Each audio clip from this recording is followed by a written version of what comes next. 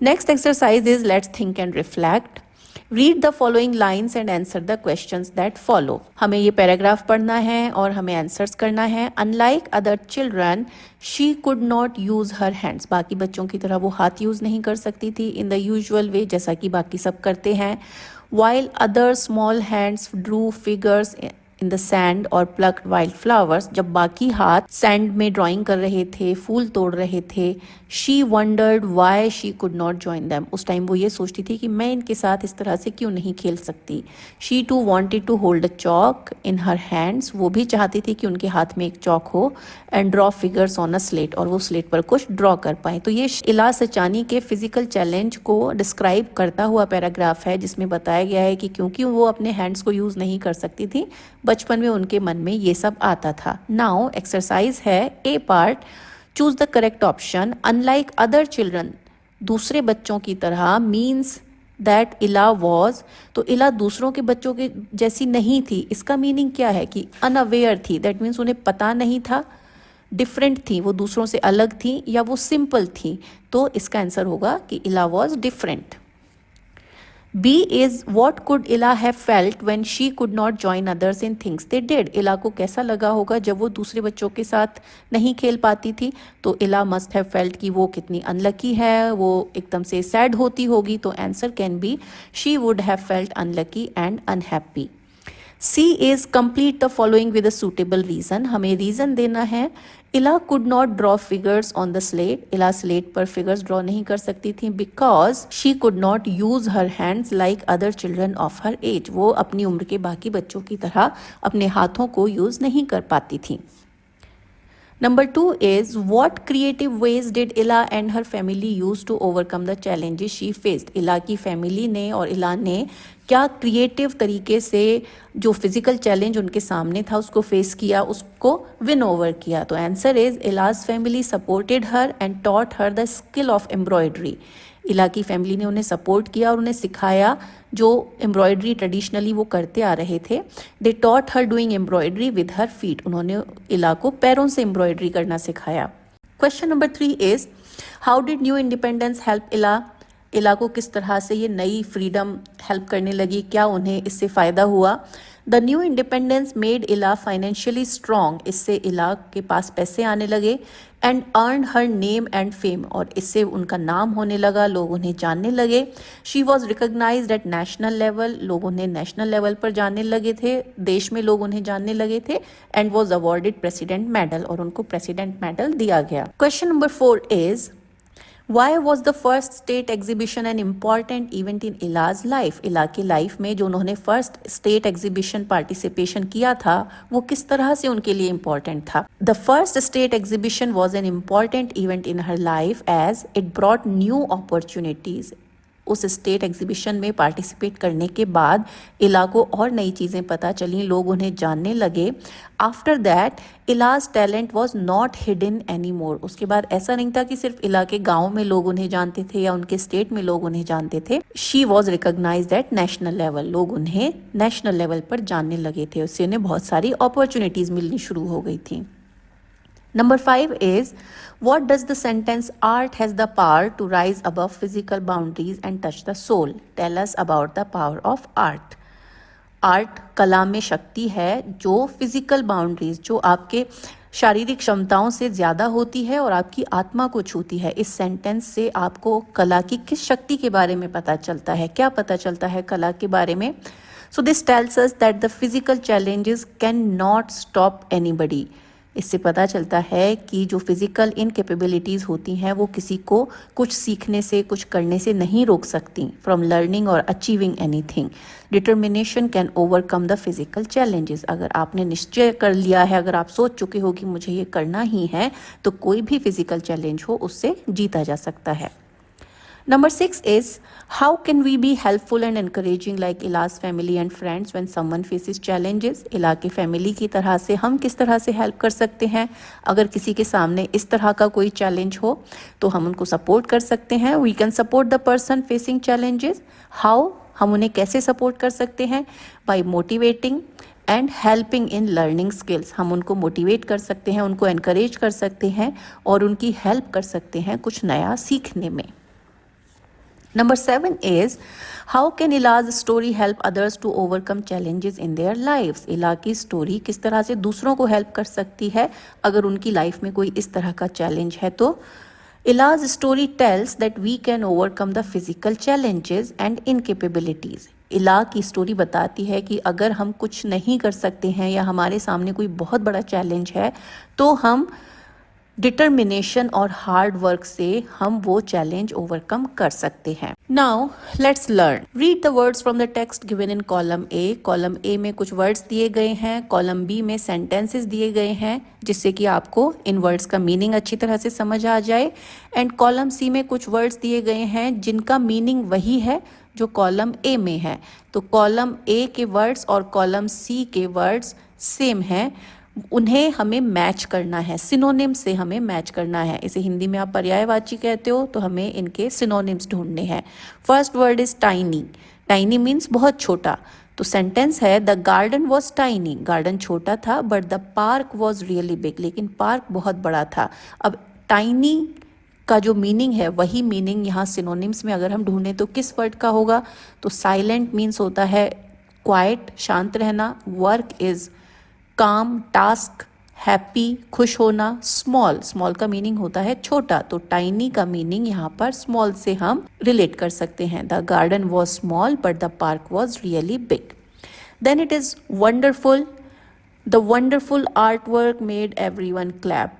उस इतने अच्छे काम को देख करके सबने क्लैप किया. तो अब वंडरफुल का सिनोनिम है फैंटास्टिक.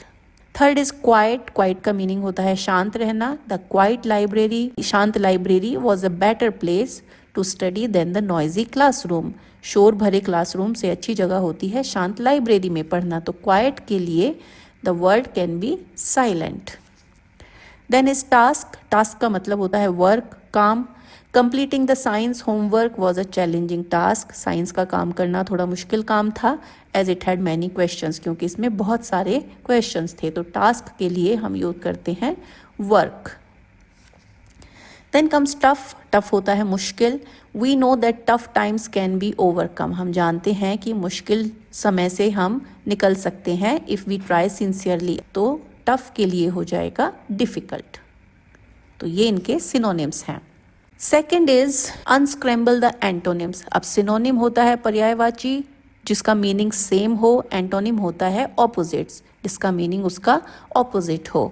अब यहाँ पर कुछ वर्ड्स दिए गए हैं और हमें जंबल करके अनस्क्रैम्बल करना है इन वर्ड्स को. ये स्पेलिंग्स दी गई हैं उन वर्ड्स की, जैसे कि डिस्प्ले. अब डिस्प्ले मीन्स दिखाना और डिस्प्ले का ऑपोजिट हो जाएगा छुपाना, हाइड. तो HIDE ये आपको करके दिखाया गया है. Second one is tiny. Tiny meaning small. अब स्मॉल का ऑपोजिट हो जाएगा बिग और huge. So HUGE huge. B part is wonderful. Wonderful का ऑपोजिट होगा terrible. Then it is quiet. Quiet का ऑपोजिट है नॉइजी. क्वाइट मीनिंग होता है शांत, नॉइजी होता है शोर से भरा हुआ. तो NOISY. टास्क. टास्क होता है काम में बिजी होना. तो इसका ऑपोजिट हो जाएगा पास्ट टाइम. टफ. टफ का ऑपोजिट हो जाएगा easy. Next is use these antonym. हमें ये एंटोनिम्स यूज करने हैं सेंटेंस में. So first one is hide. So children were playing hide and seek. Second is huge. His house was huge. Hiding behind the door was terrible idea. Then quiet का opposite noisy. It is very noisy in my class. Then comes task. Task का opposite pastime. Walking is a popular pastime. अक्सर लोग खाली time में घूमते हैं. Then tough. Tough का opposite is easy. So you can use it in sentence. Maths homework is easy today. Now comes exercise 3. Read the sentences from the text and focus on the highlighted words. पहले ये sentences हम पढ़ लेते हैं और इसमें कुछ words को बोल्ड किया गया है, उन पर हमें ध्यान देना है. You will see lots of bright colours. तुम्हें वहाँ बहुत से ब्राइट कलर दिखाई देंगे. There are many lovely things like cushions and bed covers. Many यहाँ हाईलाइटेड है. They taught her to create many beautiful patterns using her feet. यहाँ भी many. She learn many styles. She received many awards. अब देखो जो words यहाँ पर use किए गए हैं वो है लॉट्स ऑफ एंड मैनी. ये अलग से इसलिए मेंशन किए गए हैं क्योंकि जब हम लॉट्स ऑफ या मैनी इस तरह से कोई वर्ड यूज़ करते हैं तो दैट मीन्स हम एक क्वांटिटी, एक संख्या को बताना चाहते हैं लेकिन वो संख्या बहुत बड़ी है, तो इसीलिए हम वहाँ पर एग्जैक्ट नंबर ना बता करके लॉट्स ऑफ या मैनी इस तरह के वर्ड्स हम यूज़ करते हैं। A part is the highlighted word tell us about the quantity. जो हाईलाइटेड वर्ड हैं लॉट्स ऑफ, मैनी, ये बताते हैं कि कुछ नंबर यहाँ पर होना चाहिए।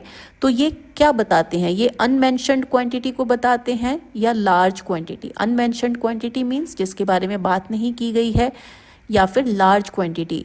तो इससे देखो मैनी का मीन्स बहुत सारे, तो हमें पता चल गया है कि कुछ है जो बहुत ज़्यादा है, बहुत ज़्यादा मात्रा में है, तो ये लार्ज क्वांटिटी को शो करते हैं।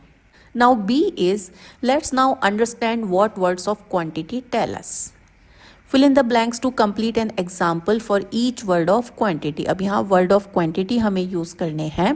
अब आप राइट साइड में देख रहे हो कि काउंटेबल नाउन है, अनकाउंटेबल नाउन है। तो काउंटेबल होते हैं वो नाउन, वो चीज़ें जिन्हें आप काउंट कर सको, वो काउंटेबल होते हैं। अनकाउंटेबल होते हैं जिन्हें आप काउंट ना कर सको। तो यहाँ पर जब आप एक तो सेंटेंस करोगे तो आपको समझ में आ जाएगा। वी सॉ फ्यू बसेस, हमने कुछ बसेस रोड पर देखे। तो फ्यू बसेस, अब देखो बस को आप काउंट कर सकते हो। आपके सामने से अगर बस पास हो और बहुत सारे बस एक साथ जाएं तो आप काउंट कर सकते हो कि 1 2 3 4 5 10 100, 1 बाय 1 आप बसेस को काउंट कर सकते हो। तो क्योंकि आप बसेस को काउंट कर सकते हो तो वो काउंटेबल नाउन है। तो यहाँ पर ये we saw few buses on the road. Second है how and milk. How much milk do you want, आपको कितना दूध चाहिए। अब देखो milk is uncountable noun, milk को आप काउंट नहीं कर सकते हो। आप ये नहीं कह सकते कि 1 मिल्क, 2 मिल्क, 3 मिल्क, ऐसा नहीं है। मिल्क लिक्विड है, उसको आप इस तरह से नंबर्स में काउंट नहीं कर सकते। हाँ, अगर मिल्क को किसी कप में डाल दिया जाए तो आप कहोगे कि 1 कप ऑफ मिल्क। वहाँ आप 1 मिल्क या 2 मिल्क नहीं कहते हो, आप कहते हो 1 cup of milk, 1 bottle of milk, 1 litre of milk. लेकिन मिल्क के लिए आप कभी भी ऐसे नहीं करते जैसे आप करते हो 1 बस, 2 बस, 3 बस, ऐसे आप 1 मिल्क 2 मिल्क नहीं करते हो। तो that is uncountable noun. Third is there is some milk needed, कुछ मिल्क की ज़रूरत है। तो again milk is uncountable noun. Fourth is I need some examples, मुझे कुछ एग्जाम्पल्स चाहिए। अब जब एग्जाम्पल देंगे तो हम एग्जाम्पल काउंट कर सकते हैं कि first example, second example, third example, तो आप एग्जाम्पल्स को काउंट कर सकते हो। तो इसीलिए वो काउंटेबल नाउन हो गया। तो जिन चीज़ों को आप काउंट कर सकते हो वो काउंटेबल हैं। यहाँ पर आप एनर्जी को काउंट नहीं कर सकते हो, एनर्जी अनकाउंटेबल नाउन है। एंड फ्लावर्स, आप फ्लावर्स काउंट कर सकते हो, 1 फ्लावर, 2 फ्लावर, 3 फ्लावर, तो वो काउंटेबल हो जाएगा। तो she picked lots of flowers. Number 6 is I ate rice. अब राइस को भी आप 1 2 3 करके नहीं काउंट कर सकते हो, तो राइस अनकाउंटेबल है। आई एट सम राइस। तो ये वर्ड क्वांटिटेटिव नाउन होते हैं जिनको काउंटेबल और अनकाउंटेबल में डिवाइड किया जाता है। Next comes transcript. Ila Sachani embroidering dreams with her feet. Hello everyone, I am here today to share some simple information about Kathiawad embroidery. Hello everyone, आज मैं यहाँ पर आपके सामने आप सबसे काठियावाड़ एम्ब्रॉयडरी के बारे में कुछ सिंपल इन्फॉर्मेशन शेयर करूँगी। This is a very old form of embroidery. ये एम्ब्रॉयडरी की, कढ़ाई की एक बहुत पुरानी विधि है। It uses many bright colours, इसमें बहुत से ब्राइट कलर यूज़ होते हैं। And also uses many types of stitches, और इसमें कई अलग अलग तरह के स्टिचेस, टाँके यूज़ होते हैं। लाइक द चेन स्टिच, जैसे कि chain stitch. The embroidery is commonly seen on clothes. अब काठियावाड़ी एम्ब्रॉयडरी के बारे में बात की जा रही है। ये एम्ब्रॉयडरी आप कपड़ों पर देख सकते हो। एंड होम डेकोरेशन आइटम्स, और घर के सजावट के सामान में देख सकते हो। ऑन क्लोथ्स, कपड़ों पर। It is seen on children's caps, इसे बच्चों के कैप्स में देखा जा सकता है। घाघरा स्कर्ट्स में देखा जा सकता है। एंड मेंस ट्रेडिशनल शर्ट्स, और मेंस के ट्रेडिशनल जो पारंपरिक शर्ट होते हैं उनमें देखा जा सकता है। इन दिस एम्ब्रॉयडरी, इस एम्ब्रॉयडरी में a lot of mirror work is done, शीशे का काम बहुत होता है। It is done by fitting small mirrors along with the stitches, इसमें हम स्टिचेस के बीच में शीशे को फिक्स करते हैं। Most commonly the designs used are geometric shapes, like squares and triangle, अक्सर जो डिज़ाइन होते हैं उनमें ज्योमेट्रिकल शेप्स ट्राइंगल और स्क्वायर का यूज़ किया जाता है। The design of flowers is also use, फूलों का डिज़ाइन भी यूज़ होता है। There is much more to share, आपसे शेयर करने के लिए बहुत कुछ है, but I will do that some other time, लेकिन ये मैं कभी और करूँगी। Thank you. तो ये ट्रांसक्रिप्ट है, ये आपने अब सुन लिया है। इसके बेस पर एक्सरसाइज है आगे। ये काठियावाड़ी एम्ब्रॉयडरी के बारे में आपसे पूछा गया है कि करेक्ट ऑप्शन क्या है, ये कैसा फॉर्म है, ओल्ड फॉर्म है एम्ब्रॉयडरी का या न्यू फॉर्म है, तो दिस इज ओल्ड फॉर्म। इसमें कलर्स सॉफ्ट या bright, which colours are used, bright colours are used. Stitches, इसमें रनिंग स्टिचेस होते हैं कि चेन स्टिचेस होते हैं, तो चेन स्टिचेस होते हैं। It is seen on children's caps और पैंट्स, तो children's caps. And D and E is things used in this are small mirrors and designs, elephant and horses और स्क्वेयर्स एंड ट्राइंगल्स। काठियावाड़ी में कौन से design use होते हैं, squares और triangles के होते हैं, या फिर फ्लावर्स के, elephant and horses are not used. Next exercise is let's speak in pairs, write down 2 questions you would like to ask Ila Sachani. आप 2 क्वेश्चंस नोट डाउन कर लो जो आप इला सचानी से पूछना चाहते हो। अब ये एग्जाम्पल आप देखो। ए है वेयर वर यू बॉर्न, आप कहाँ पैदा हुई थी। Did you go to school, क्या आप स्कूल गई थी। तो अब इन क्वेश्चंस के आंसर्स हो सकते हैं येस और नो में। तो यहाँ एक्सप्लेन किया गया है कि जब आप इस तरह का एक क्वेश्चन पूछते हो जिसमें आंसर 1 वर्ड आंसर होता है, येस या नो होता है, तो आप जैसे जैसे क्वेश्चन के एंड की तरफ जाते हो आपकी वॉइस ऊपर की तरफ जाती है। जैसे where were you born, did you go to school, तो you end it at high note, एक ऊंची आवाज में आप उस क्वेश्चन को फिनिश करते हो। Now speak the example questions, आप इन एग्जाम्पल क्वेश्चंस को बोलो बार बार। Where were you born, did you go to school. इस तरह से आपको ये प्रैक्टिस होगी कि जब 1 वर्ड आंसर है उसका आंसर येस और नो में है, तो how do you ask these questions. Now take turns to ask your questions to another classmate. अब आप ये क्वेश्चन अपने क्लासमेट से पूछ सकते हो। इस तरह के और भी क्वेश्चन आप अपने क्लासमेट से पूछ सकते हो, जैसे कि which is your favourite colour, which is your favourite food. तो इसमें 1 वर्ड आंसर हो सकते हैं। और या फिर आप पूछ सकते हो do you like chapati, do you like rice. तो आप देखोगे कि हमेशा जब आप क्वेश्चन एंड करोगे तो your voice will be louder, क्योंकि उसका आंसर यस और नो में होने वाला है। तो इस तरह से आप बोल करके प्रैक्टिस कर सकते हो। Let's explore, does anyone in your family और नेबरहुड डू एम्ब्रॉयडरी। क्या कोई एम्ब्रॉयडरी करता है आपके फैमिली में, नेबरहुड में। अगर करता है तो आप सीखने की कोशिश कर सकते हो, उनसे पूछ सकते हो कि आपने ये कैसे सीखा है। आप try a simple stitch on cloth, आप खुद से एम्ब्रॉयडरी ट्राई कर सकते हो। और ये यहाँ पर लिंक है इंडियन कल्चर के गवर्नमेंट साइट का, और इसमें आप अलग अलग तरह के एम्ब्रॉयडरी, फैब्रिक्स, टेक्सटाइल्स के बारे में जान सकते हो। नेक्स्ट सेक्शन है नेशनल वॉर मेमोरियल।